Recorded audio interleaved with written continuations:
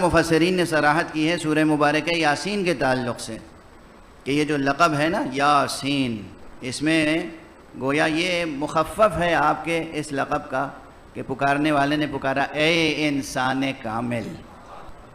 یاسین سے مراد کیا ہے؟ اے انسان کامل۔ ظاہر ہے یہاں اختلاف کرنے والے اختلاف کریں گے کہ صاحب یہ حروف مقطعات میں سے ہیں، اور حروف مقطعات کی تشریح اور توضیح اور اس کے معنی و مفہوم کی تعیین کہیں ایسا نہ ہو کہ تفسیر بالرائے ہو جائے۔ لیکن یاد رکھیے کہ تفسیر بالرائے ہم نہیں کرتے کبھی، اس لیے کہ ہم اپنی رائے رکھتے ہی نہیں۔ رائے وہاں ہوتی ہے جہاں عشق نہیں ہوتا کہ میں یہ کہتا ہوں، میں یہ سمجھتا ہوں۔ ہم نے اپنی میں کو، اپنی خودی کو قربان کر دیا ہے۔ ہمارے دل میں صرف عشق و مودت و ولا ہے۔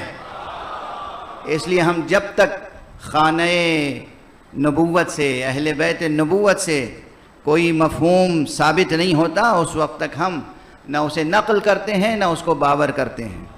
تو یہ مضمون روایات اہل بیت مصطفیٰ صلی اللہ علیہ وآلہ وسلم میں موجود ہے کہ یاسین سے مراد اے انسان کامل۔ اور یہ جو حروف مقطعات ہیں، اب بات آ گئی ہے تو عرض کرتا چلوں۔ الف لام میم، الف لام میم را، الف لام میم صاد، قاف صاد نون، یہ جو ایک ایک حرف ہیں مقطعات میں، یا کہیں دو دو حرف ہیں جیسے حا میم۔ بہت سے سورے ہیں جن کے شروع میں حا میم ہے، اور بعض سورے ہیں کہ جن کے شروع میں الف لام میم ہے۔ ان تمام حروف مقطعات کو ملانے کی کوشش کی ہے بہت سے حضرات نے، لیکن جو صحیح و سلیم عبارت بنی ہے وہ عبارت یہ ہے کہ صراط علی حق نمسکہ، علی کا راستہ حق ہے، ہم اسی کو اختیار کرتے ہیں۔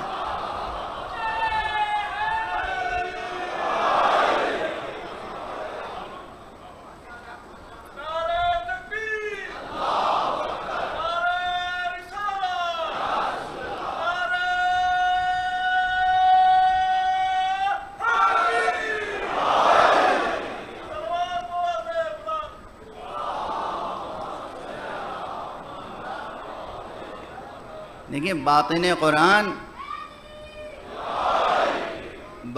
قرآن اہل بیت مصطفیٰ سے جدا ہو نہیں سکتا،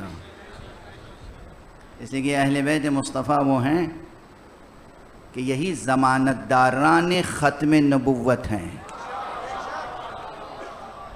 یہی امانت داران علوم ختم نبوت ہیں، یہ ہیں وعاء یعنی ظرف علوم ختم نبوت اہل بیت مصطفیٰ ہیں۔